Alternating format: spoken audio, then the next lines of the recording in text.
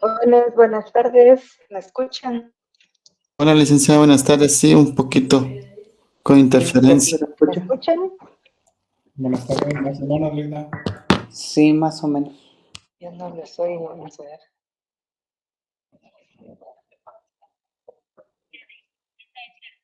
Buenas tardes, jóvenes, ¿me escuchan? Sí, Sí, licenciada.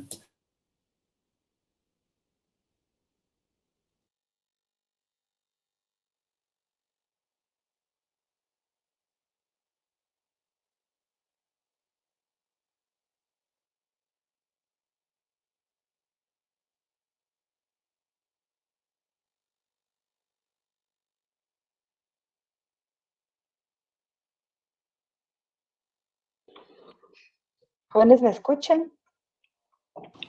Buenas noches, licenciada. Sí se le escucha.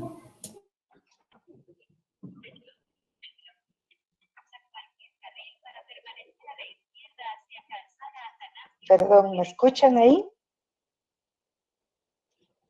Sí, licenciada, sí se escucha. Ahí está, excelente. ¿Cómo les va, jóvenes? ¿Entregaron todos a tiempo el trabajo? ¿qué tal, licenciada? Muy bien, gracias. ¿Y usted? Y sí, lo entregamos, gracias. Así es, licenciada, sí lo entregamos. Excelente. ¿Lograron hacer ustedes sus cálculos? ¿Hacer sus tasas de crecimiento? ¿Proyecciones? ¿Algo que les haya costado? Sí, licenciada, sí lo realizamos. Muy bien. Qué bueno, jóvenes, me alegra que hayan puesto en práctica entonces todos los indicadores para avanzar en el curso. Entonces, estábamos pendientes solo de unas 2 diapositivas de tema de morbilidad. Morbilidad, ahí está. Habíamos visto un poco de las estadísticas de las enfermedades más diagnosticadas. Luego aquí tenemos, estos son datos viejitos de ustedes porque también no es que tan rápido mantengan actualización, pero aquí lo que vemos es los datos, las enfermedades más comunes, infecciones respiratorias, parásitos.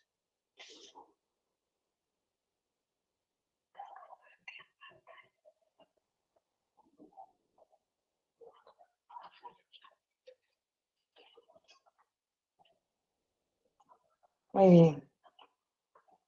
Ahí lo que vemos es el porcentaje de todas las enfermedades en el que, en este caso, las infecciones respiratorias han ido en aumento en su mayoría. En este caso son datos sobre la evolución de la tasa de mortalidad por cáncer por cada 100.000 habitantes del 2010 al 2017. En el caso de las mujeres, la tasa bajó del 55% a un 49% en términos de 7 años, y con los varones también hubo un registro de la disminución de mortalidad. Aunque los datos son buenos en relación a la probabilidad de sobrevivir, también la probabilidad de que alguien padezca la enfermedad se ha incrementado. Estos son, en resumen, los indicadores de morbilidad que estuvimos revisando, la tasa de casos. En la columna del medio está los datos que se necesitan para poder estimar los indicadores. Y en la tercera columna, ustedes pueden ver la constante que se recomienda utilizar, siempre con la salvedad que les he comentado, que va a depender del tamaño o de la magnitud de los datos. Aquí aparecen un par que nosotros no vimos en clase, casi no se utilizan, y en Guatemala no manejamos información, así que solo está ahí por si en algún momento a ustedes les sirve este dato. ¿Preguntas hasta aquí, jóvenes? Algo que quieran comentar del tema de morbilidad, que prácticamente lo habíamos terminado en la clase anterior.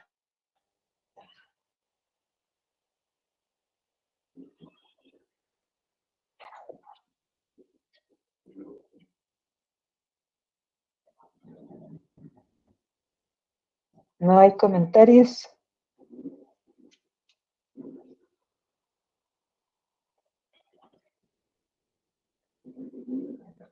Bueno, entonces vamos a entrar a revisar.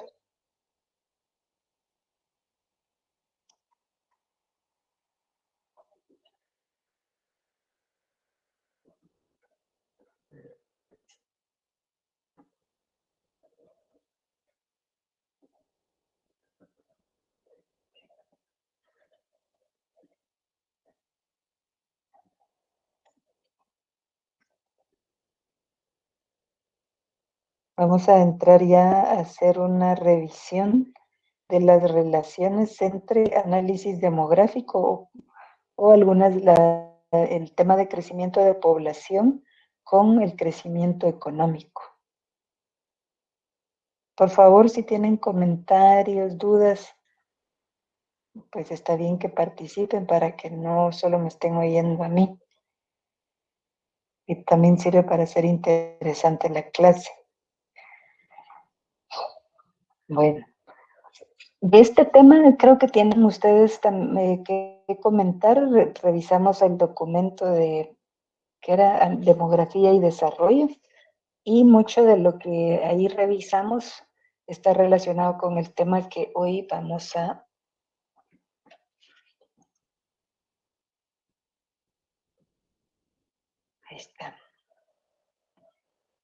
tocar. Un punto que tal vez vale la pena revisar es las dos perspectivas que existen sobre el impacto, si es positivo, del crecimiento de la población, si tiene un impacto positivo en la economía o si tiene un impacto negativo. A ver, aunque aquí está la respuesta, a ver, alguien que me comente qué piensa. ¿Es positivo el impacto que tiene el crecimiento de población sobre la economía o más lo ven como un impacto negativo?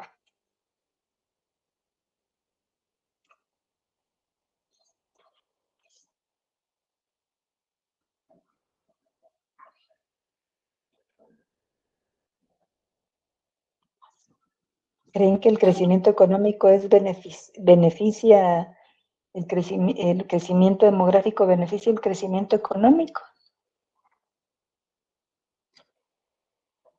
Pues si se aplican las políticas necesarias y correctas, licenciada, considero de que sí favorece porque habría más mano de obra, se podría decir, ¿verdad? Para el país sería más productivo. Pero tomando en cuenta también de que si crece si hay crecimiento demográfico, como usted dijo en la clase anterior, ¿verdad? También va a haber necesidad de, de un aumento en el sistema, por ejemplo, de educación, de salud. Se va a extender un poco más la necesidad de cubrir una parte más de esa población que creció, ¿verdad? Y digamos, si el crecimiento es positivo, o sea, si hay una relación positiva, ¿de quién creen que es el beneficio?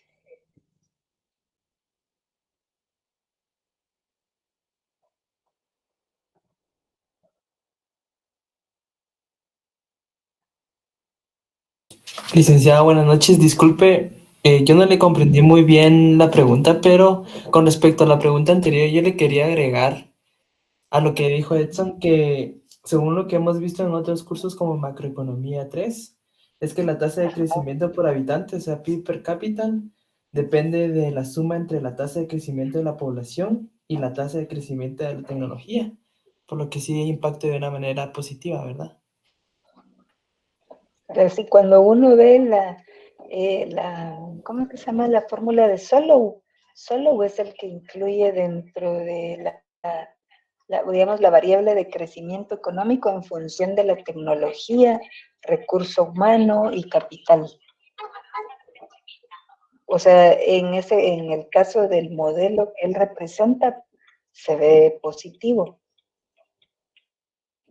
Pero ese crecimiento económico, ¿será que es de beneficio en realidad para todos o es porque tal como hemos venido observando y leyendo, el crecimiento demográfico debería de llevar consigo una mayor productividad, porque el recurso humano lo que va a hacer es producir, digamos, ya cuando llega a la edad productiva. Pero tiene que haber empleo, tienen que haber fuentes de trabajo, tienen que haber inversiones que puedan emplear a las personas. En nuestro caso, Guatemala tiene la tasa de desempleo más baja de la región, pero lo que tenemos en la mayoría de personas es el subempleo, ¿verdad? O están por cuenta propia,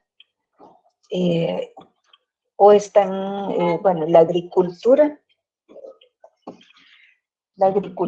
aunque participa muy poco en el Producto Interno Bruto, es el sector que más empleo genera.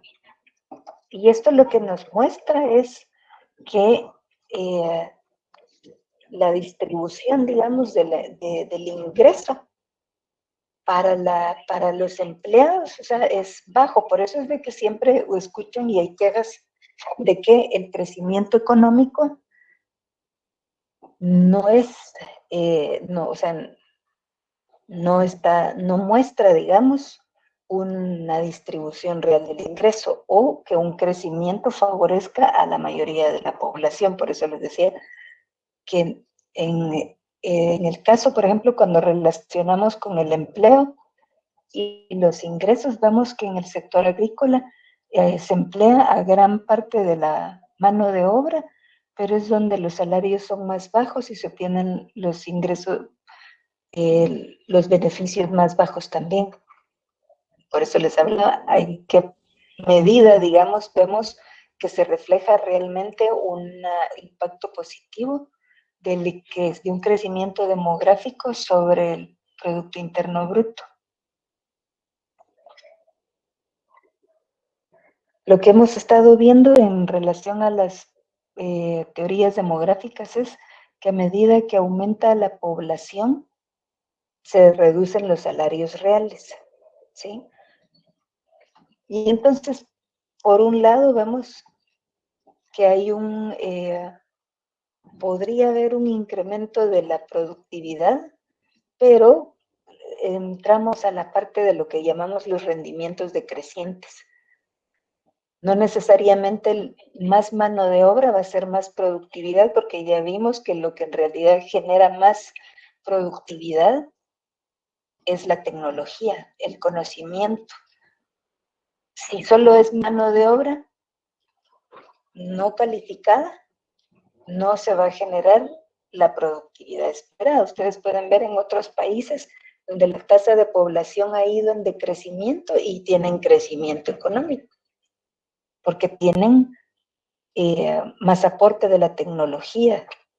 Entonces, creo que ahí vamos viendo cómo pueden irse contradiciendo en cierta manera a medida que avanza también la sociedad y hay un avance tecnológico que pueda ir existiendo también contradicción con mucho de lo que nosotros conocemos y hemos estudiado. Las dos perspectivas en relación al impacto económico que tiene el aumento de la población, uno es que favorece el crecimiento económico y es en parte consecuencia del aumento de la demanda de bienes y servicios. Y por ese lado, sí, ¿verdad? Hay más población, aumenta la demanda de alimentación, de servicios, etcétera. Y eso, pues sí, provoca un aumento de la demanda. Pero, por el otro lado, deprime los salarios reales y el ingreso de las familias. Por eso, en el caso de Guatemala, cuando se distribuye el PIB para convertirlo a PIB per cápita, resulta que es altísimo, pero no tiene nada que ver con la productividad real o o con una distribución real de los ingresos. El crecimiento entonces real de la economía, tal y como debería de considerarse, es el PIB menos la tasa de crecimiento de la población. Esa es una de las recomendaciones que los demógrafos hacen también, quienes trabajan en economía, es si tenemos una tasa de crecimiento de 3.5% y tenemos una tasa de crecimiento de la población de 2%, nuestro crecimiento real sería entonces del 1.5%. Eso es por el lado, digamos, de considerar la población. Ahora, si queremos también agregar la depreciación del capital natural, consecuencia de el uso de recursos naturales, tendríamos todavía un PIB mucho más bajo. La teoría clásica del crecimiento económico no considera la población como una variable endógena del sistema económico. No es, ya vemos a Solow, sí, pero tal como lo manejan los clásicos, no toma en cuenta este factor. Las sociedades que buscan el progreso sí tienden a promover el ahorro, la inversión, la educación, actividades de investigación y desarrollo. Pero la población tiene un rol exógeno en la búsqueda del bienestar. Ahí no se está pensando en políticas de población.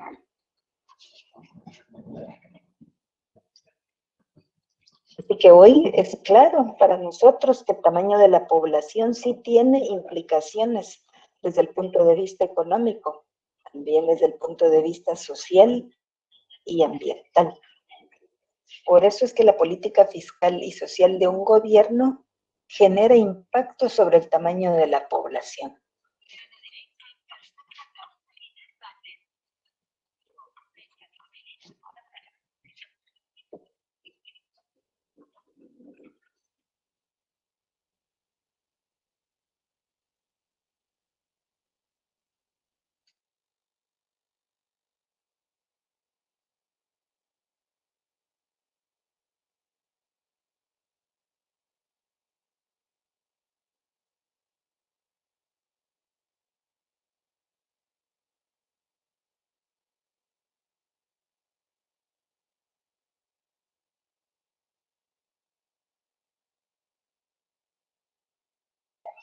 Perdón, jóvenes.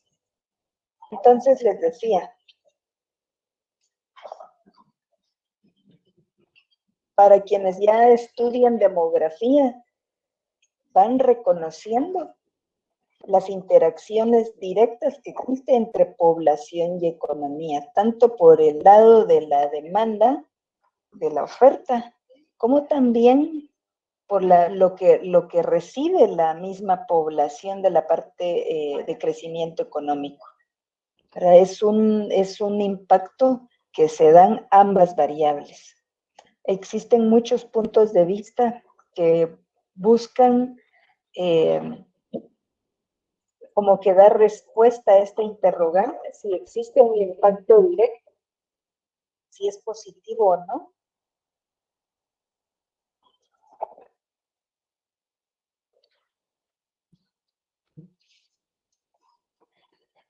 Así que el tamaño de la población para muchos, lo que nosotros vemos en primer lugar es una relación directa con el deterioro ambiental.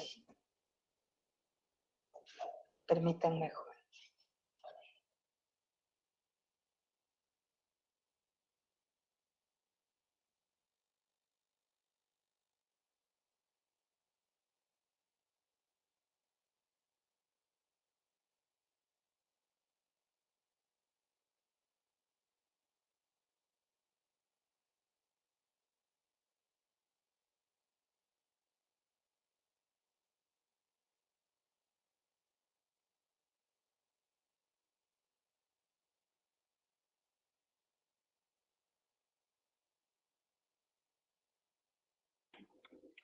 Muy bien.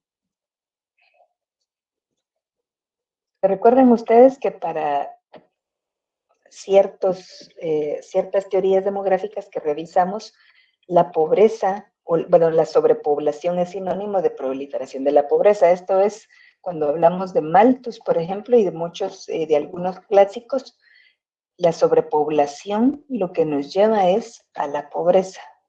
No necesariamente es así. Conocemos a países que están sobrepoblados, como el caso de China, que han logrado desarrollarse y mantener un crecimiento económico a lo largo de décadas, ¿verdad? Han mantenido un crecimiento demográfico importante. Y vemos que pero hay países que donde la población también crece de manera lenta o ha sido estática, que tienen altas tasas de productividad, ¿sí? Entonces, tenemos dos comportamientos diferentes, pero ambos lugares tienen un crecimiento económico importante, aun cuando tienen diferencia en el crecimiento de la población. Básicamente, la manera en que vemos nosotros el crecimiento de la población está muy relacionada con la relación que hay en cuanto a la degradación ambiental, ¿sí? En cuanto a la explotación de los recursos naturales, porque obviamente incrementan la demanda para poder transformar bienes y servicios que luego va a utilizar la población. O que también permiten a la industria o que también demandan, digamos, recursos como agua, como energía, necesarios para la producción. Este también es por decirles algo, un principio que se ha manejado, que una economía en crecimiento requiere una población en crecimiento. ¿Qué piensan ustedes? De acuerdo a lo que hemos estado platicando, ¿es necesario un constante incremento de la población para que haya crecimiento económico? Como usted lo indicó al principio, licenciada, no necesariamente. Exacto.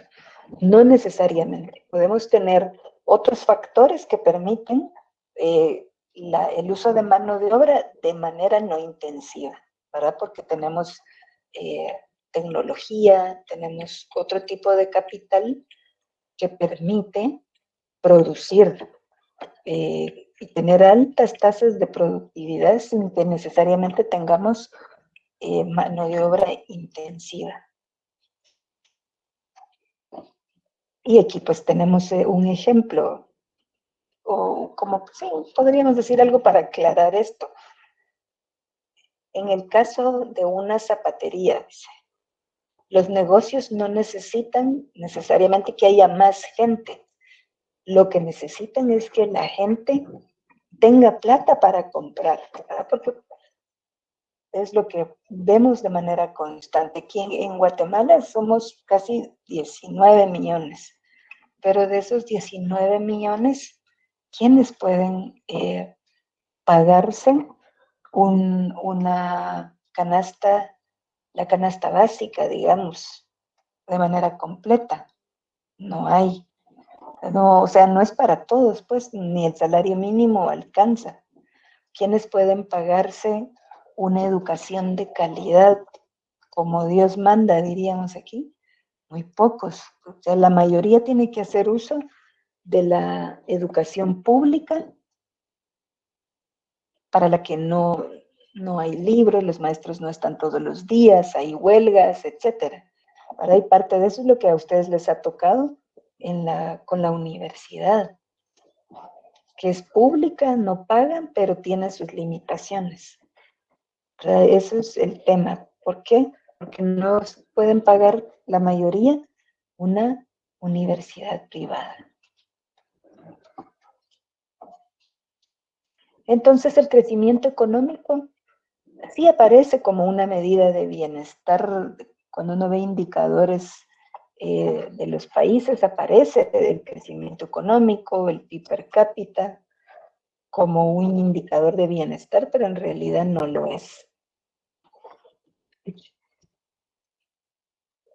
Implícitamente se supone que un elevado crecimiento económico es beneficioso para el bienestar de la población, y claro que se espera que sea así, porque si no hay producción, si no hay ingresos, ¿de qué manera se van a atender las necesidades de una población? Porque a nivel macro, nosotros hablamos de PIB, hablamos de inflación, pero lo mismo ocurre a nivel de una familia.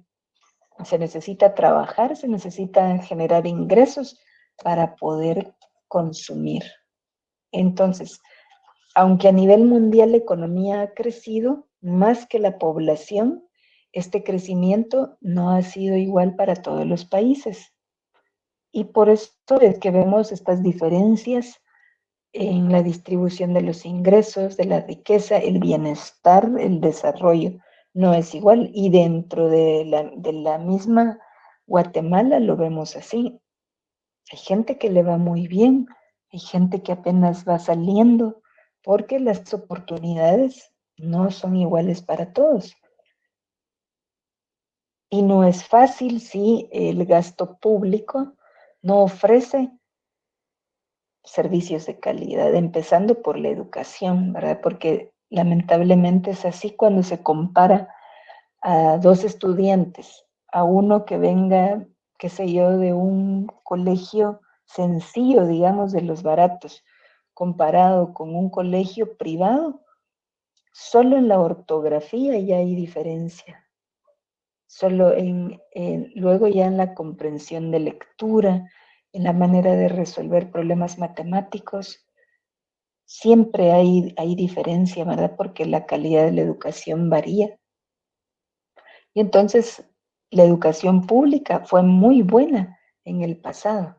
Ahora no es así, y cada día va en detrimento, aun cuando se han mejorado los salarios para los maestros, y lo cual lleva a comprobar que la hipótesis de que un maestro que gana bien va a trabajar mejor es falsa, porque ahora ganan mucho mejor los maestros y la educación está peor.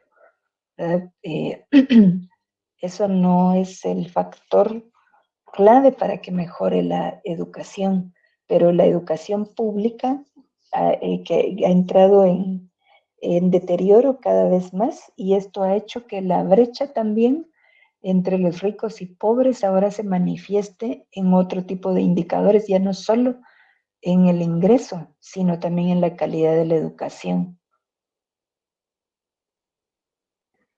Pero nosotros mismos, pues, elegimos a la gente ahora porque elegimos diferente.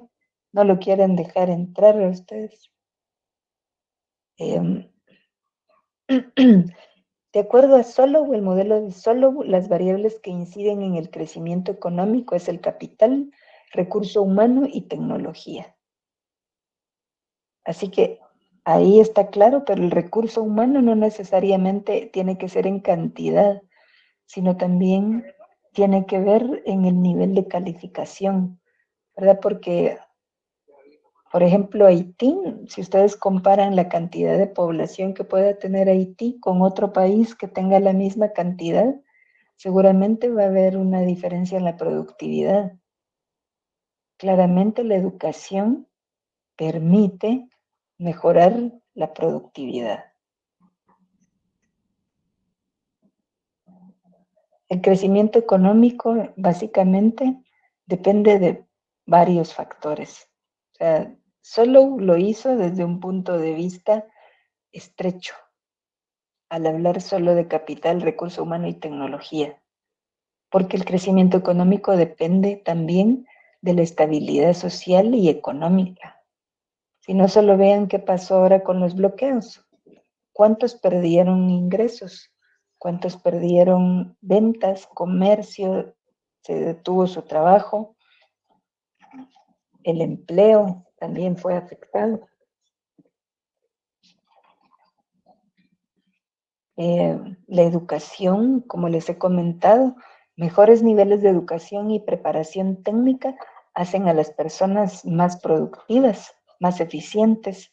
El desarrollo tecnológico también influye para poder tener mayor productividad para resolver problemas, las instituciones, ¿verdad? Si seguimos con instituciones de los 80, porque la verdad es que no ha variado mucho, al contrario, se ha incrementado la burocracia para tener un mayor control del gasto por temas de corrupción.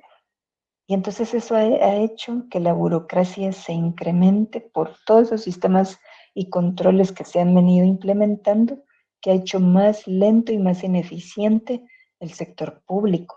Y el sector público es clave porque ofrecen servicios que obviamente no son de interés para el sector privado, ¿verdad? O porque el sector privado es costoso, digamos, tiene que tener utilidad para que tenga la motivación de producir algo, pero no va a llevar educación a las aldeas. No va a poner un centro de salud en una aldea donde la gente no puede pagar ni la consulta al doctor. Eso no lo va a ir a hacer el sector privado. Eso le corresponde al sector público, porque ahí no hay gente con recursos que pueda pagar. Y mientras no no mueva, digamos, o no incentive la inversión privada, es el sector público quien tiene que ofrecer esos servicios. Y eso se refiere a las instituciones, la eficiencia, mantener sana la población, bien educada, favorecer la actividad económica, que hayan buenos caminos para el transporte de sus productos, el transporte de las personas, que haya infraestructura en telecomunicaciones, en energía. Todo eso es parte de lo que hacen las instituciones.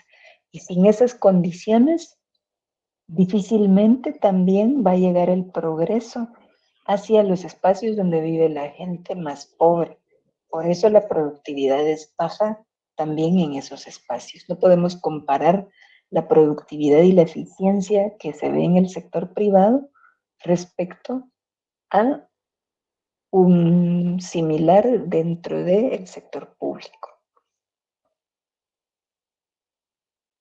¿Comentarios? ¿Se entiende esto? ¿Algo que quieran agregar?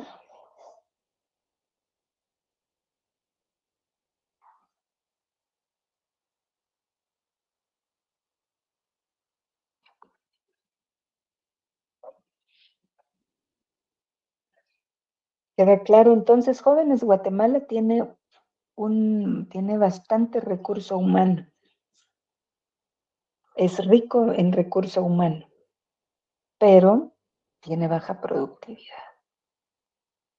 Entonces, tener una población creciente, pero que no va a ajustarse, digamos, o que no va a poder competir con... Ahora el empleo es global, ¿verdad? Ustedes, ¿quiénes son los que contratarían? Van a contratar, no pueden contratar a un guatemalteco que apenas sabe leer y escribir, respecto con otro país donde lo mínimo de educación, con un cubano, por ejemplo, que son universitarios casi todos. Pero el problema de Cuba, por el cual no pueden trabajar de manera virtual, es que no tienen internet. Y entonces pueden tener un recurso humano calificado, pero las condiciones del país también no son las mejores. Todo tiene que ir de la mano para poder generar crecimiento económico a lo interno de cada país. Guatemala tiene esos servicios muy buenos y la gente usa el internet para vivir conectado a las redes sociales, escribiéndose en el WhatsApp, pero no para capacitarse, no para trabajar, no para comerciar, no para aprovechar los recursos que existen. La agricultura, por ejemplo, podría echar mano de eso para estar evaluando cómo va a estar el clima, cómo va a estar mañana, cómo me va a afectar eso mis cosechas, etcétera. Pero si la gente en las áreas rurales, los agricultores, no tienen conocimiento de todo lo que existe, pues no van a aprovechar, aunque tengamos el mejor internet del mundo, la gente es ignorante. Entonces, La productividad es baja por lo mismo. ¿Preguntas, comentarios, algo que tengan en mente, que quieran completar?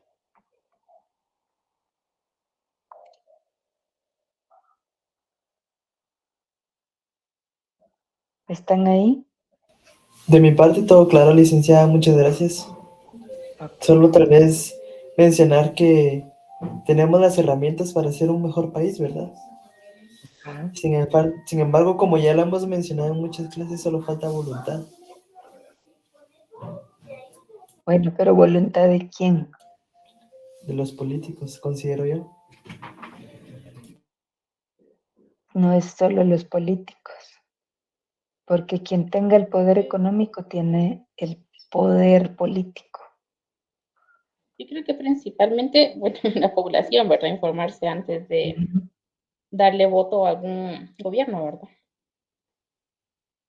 Sí, y también como la lista aparece, ¿verdad? Ustedes, de quiénes van a ser los candidatos. Y la mayoría de los de la lista, diría yo que el 99% pasa por la lista de los que tienen el poder económico.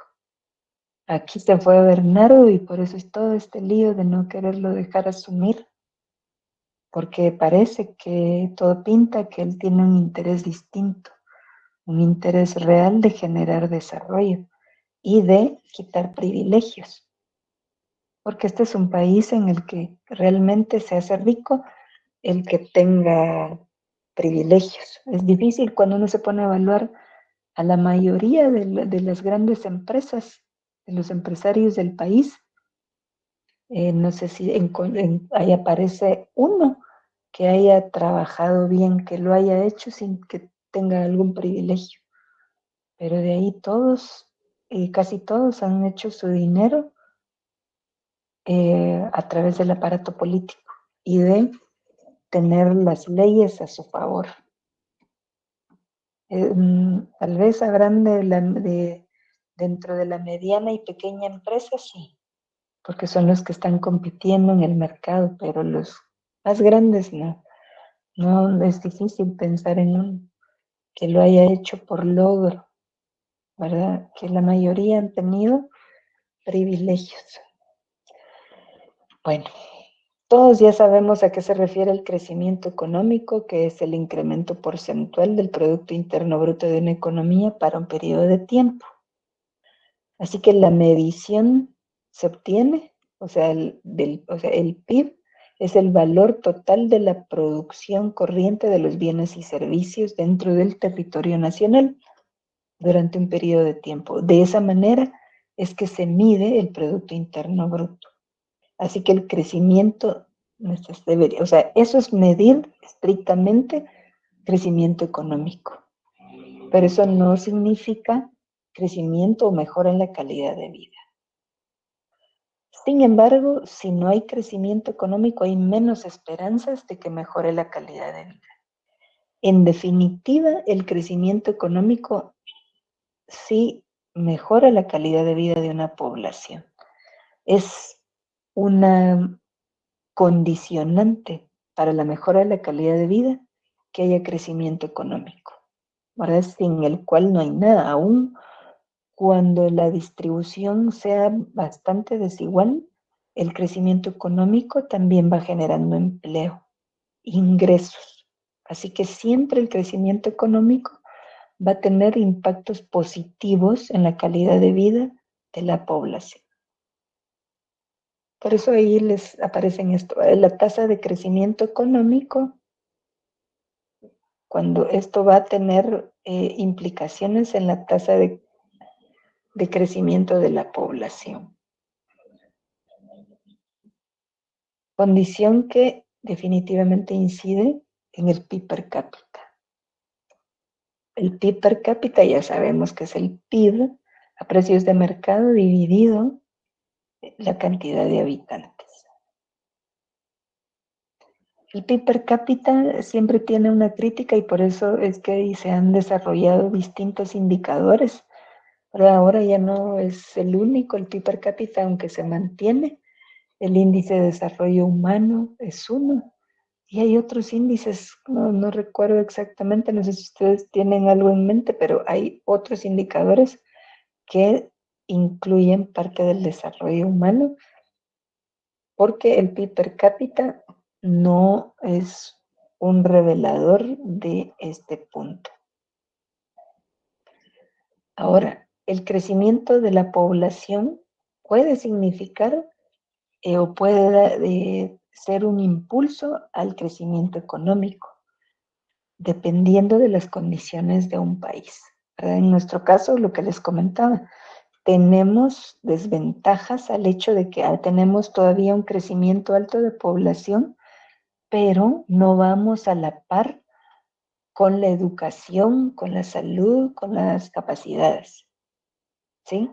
Las implicaciones entonces no deseadas del acelerado crecimiento se observan en una fuerza laboral grande y que es fácilmente reemplazable, porque a cualquiera pueden llamar porque generalmente son empleos sencillos que no requieren tantas capacidades y esto solo beneficia a los propietarios de las empresas, pero al trabajador lo pone en desventaja. Entonces los obreros con hijos, con familia que mantener, no pueden darse el lujo de hacer huelgas, de quejarse, de pedir aumento, porque no pueden arriesgarse a ser reemplazados de forma permanente. Porque un desempleo alto reduce los salarios, mientras que una demanda alta de trabajadores incrementa el salario y obviamente los beneficios. Porque es que muchos buscan migrar a los países desarrollados donde ya no hay crecimiento de la población, porque tienen mejores salarios en definitiva. Vean ustedes en Estados Unidos, hace años, ¿verdad? Se tenía esa desventaja para los empresarios, que los salarios son mucho más altos en Estados Unidos y entonces todos vinieron y trasladaron su capital a China, porque allá la mano de obra es más barata. Se fueron, trasladaron sus inversiones y pues les generó importantes beneficios y utilidades, pero el país con los años ha visto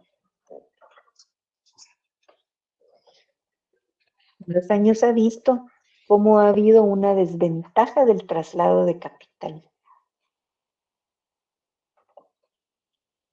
haciendo que China produzca más, se convierta en la fábrica del mundo, genere capacidades en su población y que ahora se estén aprodueñando, digamos, de los espacios que ha ido dejando Estados Unidos. Y no solo porque han avanzado, digamos, con la industria, han copiado, no es solo eso, ellos han invertido en su gente. Ahora encontramos dentro de las 100 universidades, mejores 100 universidades del mundo, hay muchas universidades chinas, porque al lado del crecimiento económico que han aprovechado muy bien, lo han invertido en educación.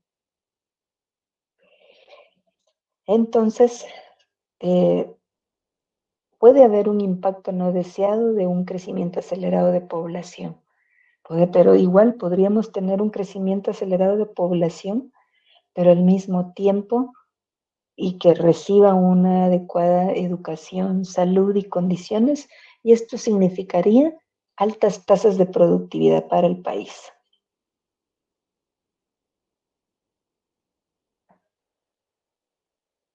Voy a ir avanzando con esta parte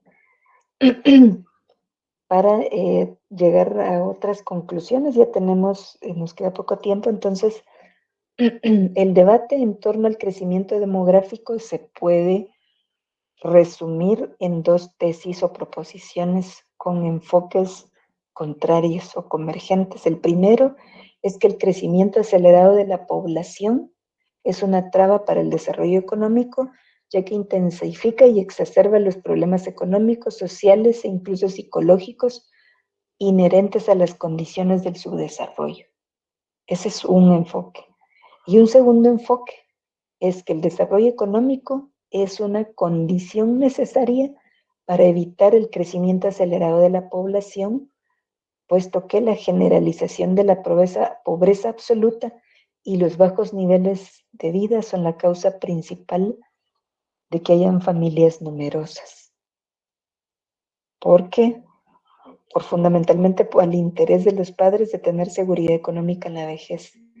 De ahí que el desarrollo sea una condición, pero tampoco es suficiente, porque es preciso proporcionar a la gente motivación e incentivos para procurar los medios y evitar embarazos no deseados.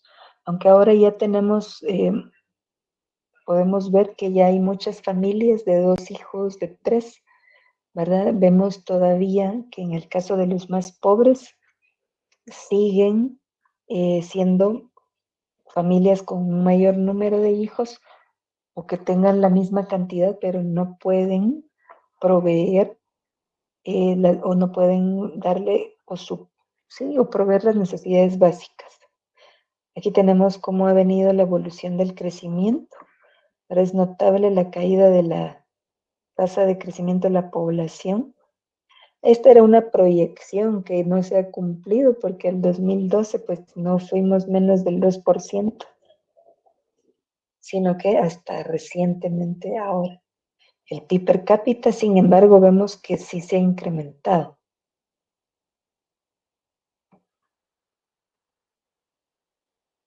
Voy a avanzar.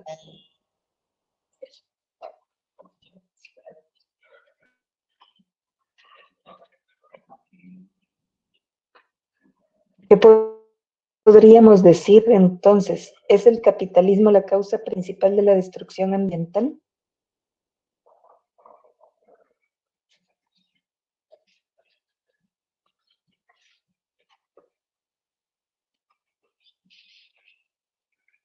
¿Qué piensan?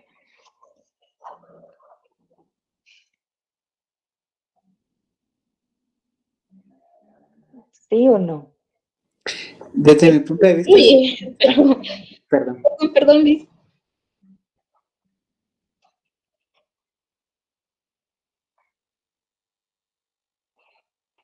A ver, ¿quién va a hablar? Ah, yo decía que desde mi punto de vista, sí es como la principal causa de la destrucción ambiental. No sé si me iba a decir algo también. Sí, prácticamente casi lo mismo de Luis. Sí, sí influye bastante, ¿verdad? Definitivamente, pues no es el único, ¿verdad? Pero sí es el que más influye. Ya. Es difícil pensar en eso, ¿verdad? Ustedes, porque si vemos economías socialistas, igual degradan el ambiente. Así que no podemos echarle la culpa al capitalismo. Vayan ustedes a Rusia, vayan a Cuba, vayan a Venezuela, lo mismo pasa, ¿verdad? En realidad somos nosotros como raza humana, aunque el sistema capitalista nos pueda hacer llegar a esta conclusión por el hecho de que siempre tiene que estar en expansión. Para que pueda existir capitalismo es necesaria la expansión, lo que decía también Lenin, ¿verdad? Justo él terminó hablando sobre el imperialismo, porque se van convirtiendo en imperios las empresas. Vemos nosotros empresas con economías más grandes que de muchos países, juntando varios países, no se llega, digamos, a lo que produce Apple, Nestlé, o sea, se han convertido en imperios. Y esta manera, digamos, de tener este nivel de poder económico son riesgos, digamos, porque a futuro lo que se viene hablando es sobre el control de los alimentos, ¿verdad? Que ya estamos muy cerca de eso. Van a ser empresas las que van a tener el monopolio casi de la producción de nuestros alimentos. Estamos viendo cómo se está trabajando con todo lo que es genéticamente modificado y los agricultores tienen que comprar las semillas, porque si no las están guardando y todo, ahora hay semillas que solo es para una vez y ya no se puede volver a guardar. De ahí todo lo que se viene hablando en relación a ese punto, justo es para que no caigamos en la trampa, que es lo más fácil, que es lo que tiene más producción, más ganancia, que evita un montón de enfermedades y costos. Pero a futuro estamos acabando con productos que son endémicos, digamos, son propios, pero que obviamente no tienen, al no ser genéticamente modificados, tienen sus riesgos ante eventos climáticos, pero que se reproducen. Y entonces todo esto está creando trampas, porque todos al final estamos pensando en la utilidad y la ganancia, por lo que el mismo sistema capitalista nos lleva a vivir. Pero a futuro no va a quedar opción, el sistema capitalista no puede sostenerse para siempre, no podemos crecer para siempre, todo tiene un límite, ¿verdad? Y ya lo estamos viviendo. Así que tendrá en alguna medida que irse transformando o combinando este sistema para que haya manera de hacerlo sostenible y que todos podamos seguir habitando este planeta. Jóvenes, hasta aquí nos vamos a quedar. Esta presentación la voy a compartir, ¿verdad? Que aquí, para ir terminando, cuáles son los retos a los que nos enfrentamos ahora ante el cambio climático, estaremos listos, qué nos espera, ¿verdad? Todos los impactos que estamos teniendo en el tema de salud humana, el deterioro del mar, ¿verdad? Y hay grandes extensiones del mar que son desiertos marítimos, etcétera. Entonces, todo esto tenemos mucho que aprender sobre eso, ¿verdad? Los economistas tenemos que tener una visión más integral y no solo tener en cuenta la parte monetaria, financiera, económica, sino todo está conectado. Y la economía depende de los recursos naturales, de la tierra, del recurso humano. Así que tenemos que ir ampliando nuestra visión. Espero que el curso de análisis demográfico les haya apoyado en eso, aunque ha sido poco el tiempo. Espero que al menos haya dejado la inquietud. Jóvenes, preguntas, comentarios.